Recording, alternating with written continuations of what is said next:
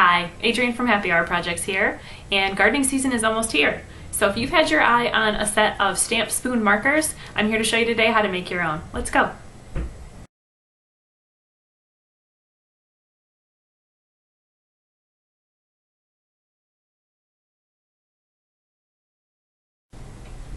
Alright, so let's just jump right in. I just want to clarify before we get started, the metal stamping set that I'm using, this is actually a premium set. This is hardened and it's got a lifetime guarantee. It will stamp on hardened metals like stainless steel. So what you can do then is pick up inexpensive spoons. You can pick them up really anywhere that they sell really silverware. The dollar store even will have great spoons to practice on. This is nice in case you make mistakes and you didn't spend a lot of money on a vintage spoon, but what you'll see out there too are a lot of the flattened spoons, and those are made of softer metals. So you can totally do that. You can use a basic set on a vintage spoon, anything that's silver or silver plated. You'll be able to flatten that out. It's a softer metal. It'll take an impression from any stamp set. But if you are going to be using stainless steel like what I do, then you're going to have to invest in the premium set. Alright, now another thing is when you're stamping on these curved spoons like this, wherever it makes contact with your bench block, that's where you're going to get your best impression. So to me, the best way to make sure that that happens, I just use plenty of masking tape to help hold it in place. But it does mean that you're going to have to rotate it around as you're working with it, just so you get the right angle and just so you get that best impression. So I'm just going to tape this on here. And if you've ever seen any of my tutorials before, you're going to know that what I do is I find the center here.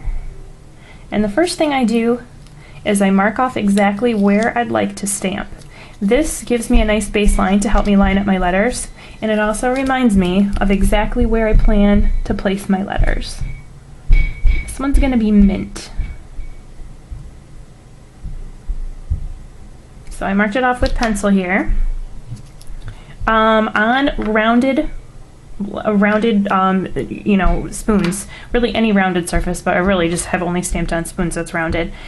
It's easier to stamp the inner letters first and work your way out. I don't usually do that. I don't usually think that it's necessary on something like a flat blank, but because we're talking about where this contacts as being the best place to get your good impression, I just start here in the middle, and then as I work my way out, then I rotate the spoon as I need to. So I'm going to do my I first for mint. Now the I does not need to displace a lot of metal, so you're not going to have to strike a letter like an I as hard as you're going to have to do, say, an M. So one good tap is all you should need for that. Do my N next.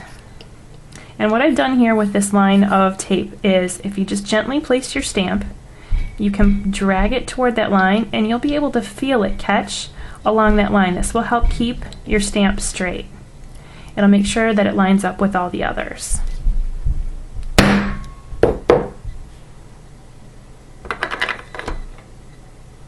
Go ahead and do my T next. So I'm going to rotate it so that the spot where I'm going to stamp this T here is contacting the bench block. I'm going to go ahead and kind of adjust my tape to make sure that that happens. Line up where I meant to stamp here. And one firm tap. I felt that one slip. So what I'm doing here is without moving my stamp at all, I'm just going to tilt it up because I felt, this is one of the things once you get a little bit of experience you'll be able to tell, but I felt that I didn't get the top of this very well. So I'm going to angle it up and I'm going to give it a nice another tap. Just really important not to move it during that process. And now I've got a whole impression. Now, the letter M is going to have to displace a little bit more metal. You see, there's more that needs to move in the same kind of area. So the M is going to take a little bit harder strike than something like, say, an I or a T or an R or an L. Those are all nice, easy ones. The M is always a tricky one. So the way that I do this is I angle it down first and give it a good strike. Do not move your stamp. Now angle it up and do the same thing. So really, I've just made sure that the top and bottom both got an even impression. It's the technique that I use on a lot of my design stamps as well. Anything that's a little bit bigger, I find that that's really helpful. So now It says mint. Perfect. So at this point, to darken it, because this is stainless steel, you're not going to be able to use anything like a liver of sulfur or anything like that. I just go ahead and use a Sharpie marker. You can also use acrylic paint, that works fine too. If I get down all the way deep in those little cracks and crevices, color it in. I know it looks terrible now, doesn't it? But make sure you've got all those little edges. And then take your polishing cloth. And at one time this used to be yellow. You can tell I use it a lot. And you just polish it up. This will take the marker right off of all those raised areas, and it will just leave it in the depressions. So I've got my mint. Now stamping on forks is even easier because you don't have the issue of the curved metal from side to side. It's at least flat from side to side. We're going to be stamping on this blank part right down here. So if you have any trouble with the spoons, you may even want to just try switching to forks.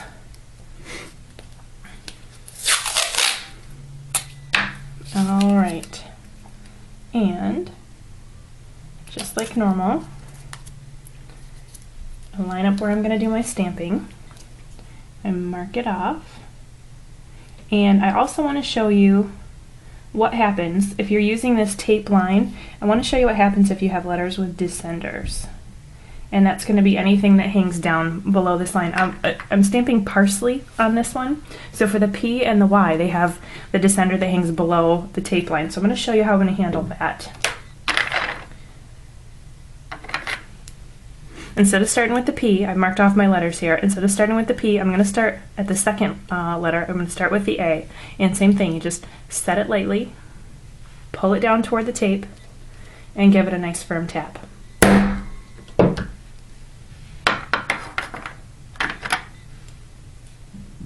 Got my R.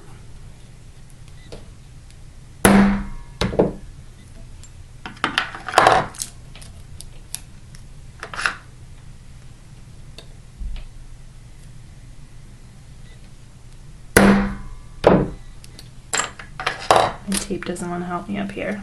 I'll just skip it.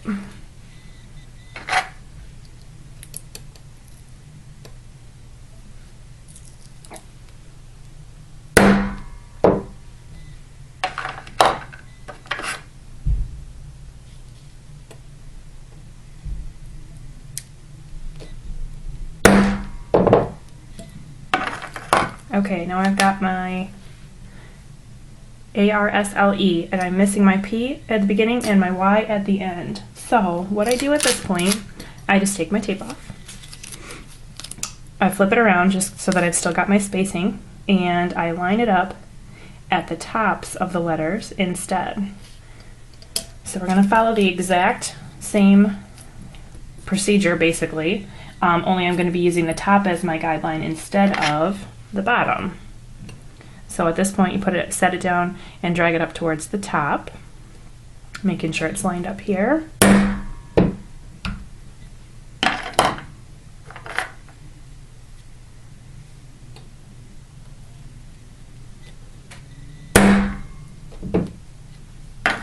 Alright, so same as my spoon, I'm going to darken it in with this Sharpie to make it easier for you to see too.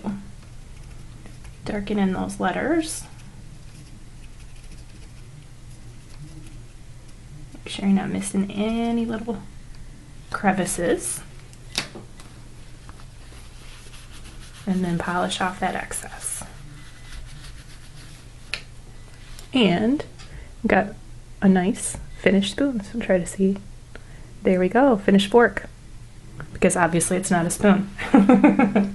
All right, so you can see how fast these go along, especially once you've had a little bit of experience. So all you have to do now after you finish your set is just add them to your garden.